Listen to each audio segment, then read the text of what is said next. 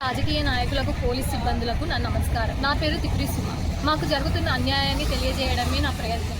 2011లో తిప్పిరి గంగాధర్ అనే వ్యక్తి మా నాన్నగారు ఈ ల్యాండ్ కొనుక్కోవడం జరిగింది. చాంద్ పాషా అనే వ్యక్తి 2014లో ఫేక్ డాక్యుమెంట్స్ క్రియేట్ చేసి జీపీ అనేది అక్రమ్కి ఇవ్వడం జరిగింది.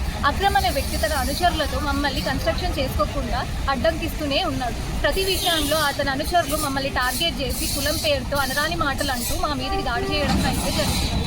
మా దగ్గర మున్సిపల్ ఆఫీస్కి సంబంధించిన కన్స్ట్రక్షన్ చేసుకోవడానికి ఉన్న పర్మిషన్స్, అంతేకాకుండా మేము లీగలైజ్డ్గా అసలైన ఓనర్స్ దగ్గర నుండి కొనుక్కున్న డాక్యుమెంట్స్ మా దగ్గర ఉన్నప్పటికీ అక్రమ అనుచరులు మమ్మల్ని ఎప్పుడు అడ్డుకుంటూనే ఉన్నాడు. గుంతలు తవ్వడానికి తెచ్చిన జేసీబీని రిటర్న్ పంపించడం, అది కాకపోతే సివిల్ ఇంజనీర్స్ని తీసుకొచ్చి కాంట్రవర్సీ చేయడానికి ప్రయత్నిస్తూనే ఉన్నారు. దగ్గర అసలైన డాక్యుమెంట్స్ ఉండి అన్ని పర్మిషన్స్ ఉన్నా కూడా మాకు ఇంత కష్టం అవుతుంది కన్స్ట్రక్షన్ చేసుకోవడానికి.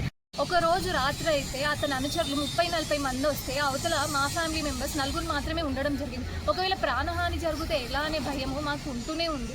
అన్ని లీగలైజ్డ్ డాక్యుమెంట్స్, అన్ని పర్మిషన్స్ ఉన్నప్పటికీ అతని అనుచరులతో మమ్మల్ని బెదిరించే హక్కు ఏమనున్నది అనే విషయం నాకు ఇప్పటికీ అర్థం అవ్వట్లే. అదంతా పక్కన పెడితే ఎస్సీ ఎస్టీ అని మెన్షన్ చేస్తూ మాట్లాడడం మీ బతుకులు ఎంత జరుగుతుంది. ఇవాళ 2026 అండి. మనం ఏ సమాజంలో ఉన్నాం?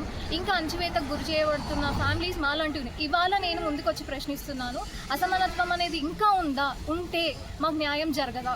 అలా అయితే అక్రమ్ అనుచరులు ఎవరైతే మనుషులు ఉన్నారో వాళ్ళందరినీ కస్టడీలోకి తీసుకోవాలని కోరుకుంటున్నాము. మా కన్స్ట్రక్షన్ అయ్యే వరకు మాకు ప్రొటెక్షన్ ఇవ్వాలని కోరుకుంటున్నాము. అక్రమ్, సలావుద్దీన్, ఇలియాస్, అబ్దుల్ రహీం, ఆమేర్, చాంద్ పాషా, అర్బాజ్, ఖురేషి, శేఖర్, మోసిన్, బెజ్జారపు శ్రీనివాస్, బెలిమిని, నరసింహ గుప్తా వాళ్ళైతే మమ్మల్ని మరీ ఇబ్బంది పెట్టడం జరుగుతుంది. ఫేక్ డాక్యుమెంట్స్ అని తెలిసినప్పటికీ కూడా చాంద్ పాషాకి సపోర్ట్గా ఎలా నిల్చుంటున్నారనే విషయం కూడా మాకు అర్థం కాని పరిస్థితిలో ఉన్నాం మేము. మా దగ్గర అన్నీ ఉన్నాయండి, అన్ని ప్రూఫ్స్ ఉన్నాయి. మా ఈ ఒరిజినల్ డాక్యుమెంట్స్ అయినా కూడా అతనికి సహాయం చేయడం అనే విషయం మాకు అర్థం కావట్లేదు. ఇంకా పెద్ద పెద్ద వాళ్ళతో ఫోన్లు చేయించడము, మా పనిని ఎలా అడ్డుకోవాలి అనే ప్రయత్నాలు ఇంకా జరుగుతున్నాయి.